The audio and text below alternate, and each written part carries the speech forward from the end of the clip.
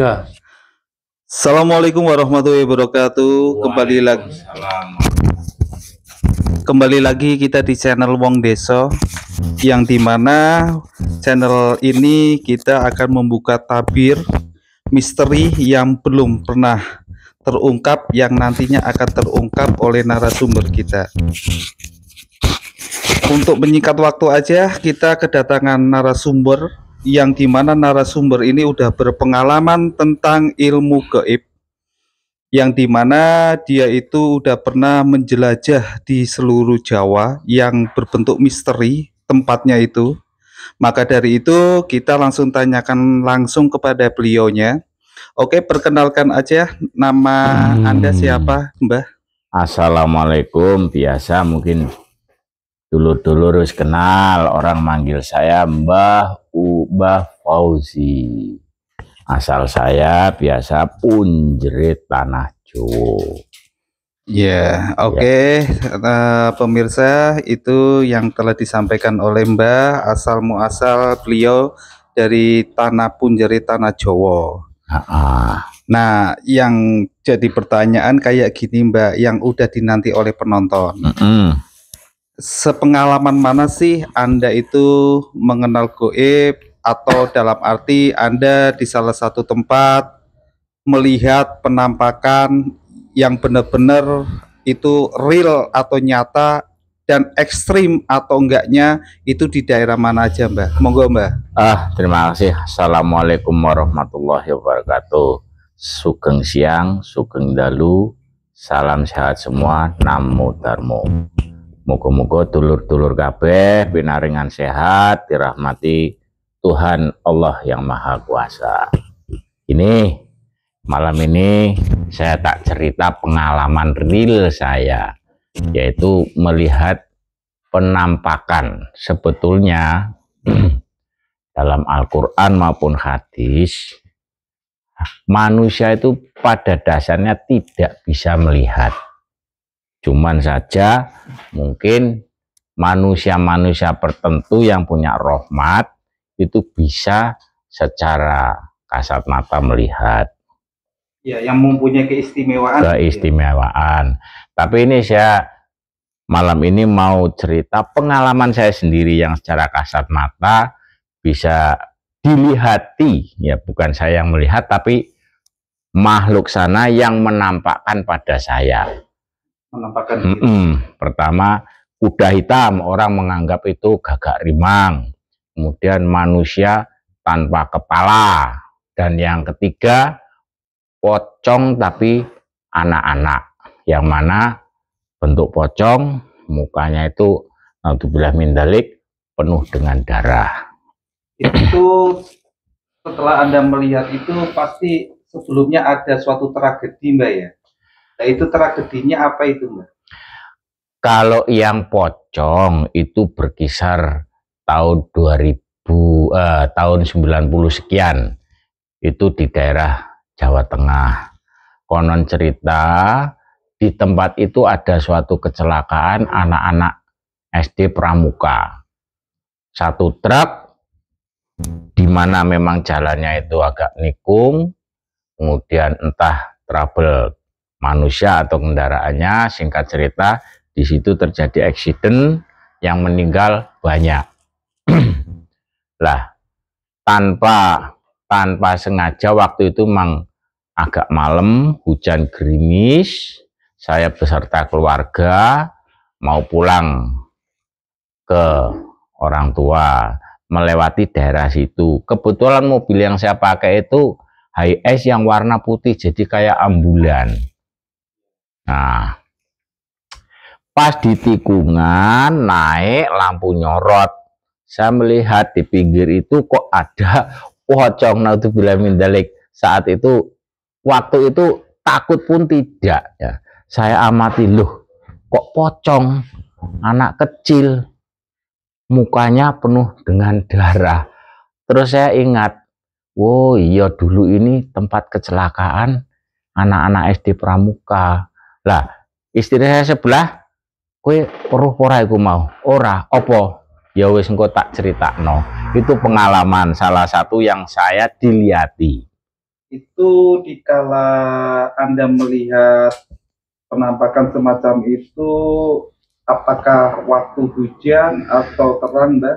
Gerimis, jadi waktu itu gerimis, jamnya sudah sekitar hampir jam 12 malam, lewat di situ memang kondisi saat itu gerimis, Om. Itu pada waktu Anda melihat itu, apakah dianya juga lihat sosoknya itu, Mbak? Saya melihat, dan sepertinya dia pun melihat ke saya, gitu loh. Jadi menampakkan diri dia itu. Saya percaya bahwa itu adalah suatu jin yang menampakkan mengganggu keimanan. Alhamdulillah, karena tekad saya satu, hanya percaya pada Allah.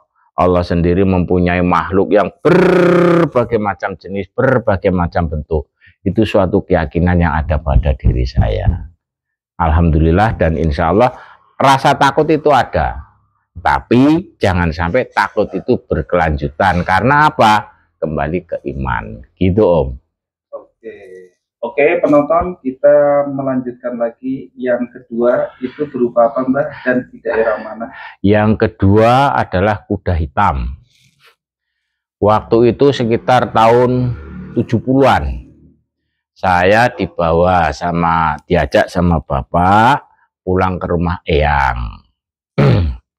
Lah, waktu tengah malam, maaf, saya tuh belet pipis. Saya gugah-gugah, Pak, apa?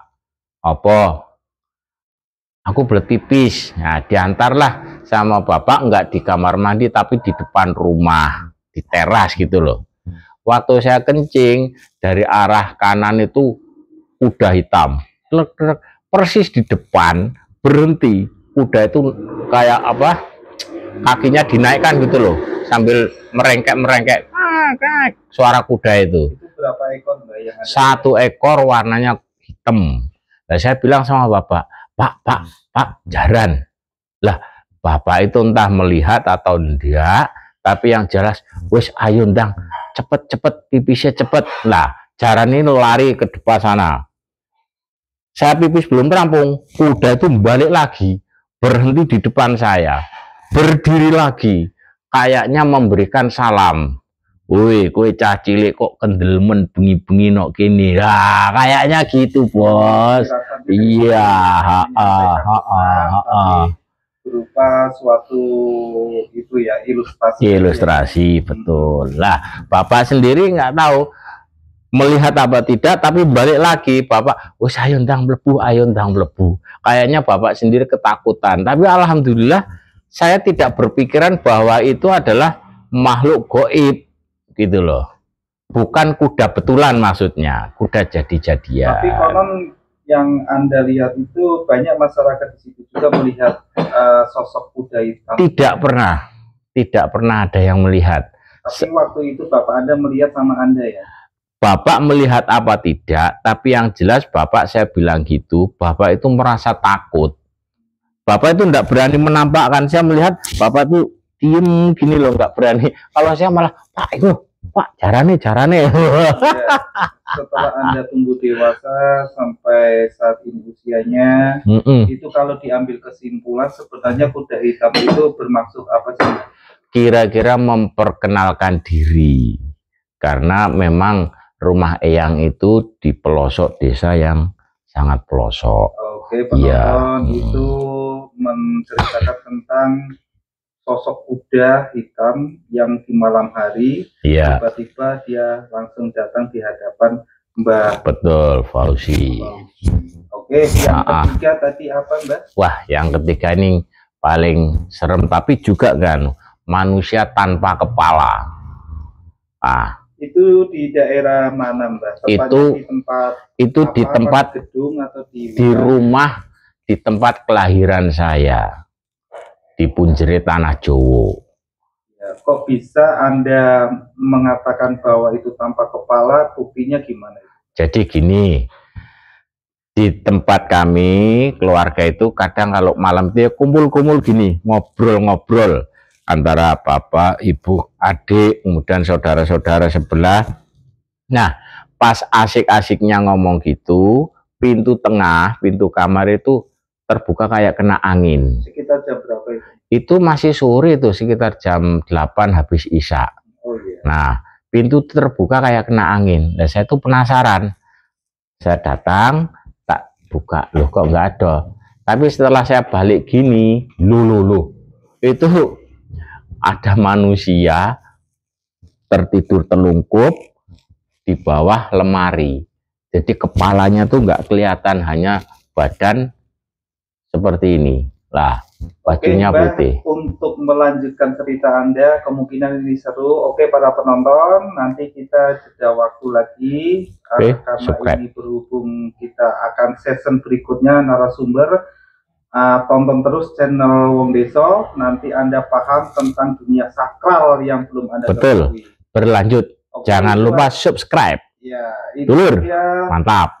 Penonton, terima kasih dari kita. Assalamualaikum warahmatullahi wabarakatuh. Waalaikumsalam.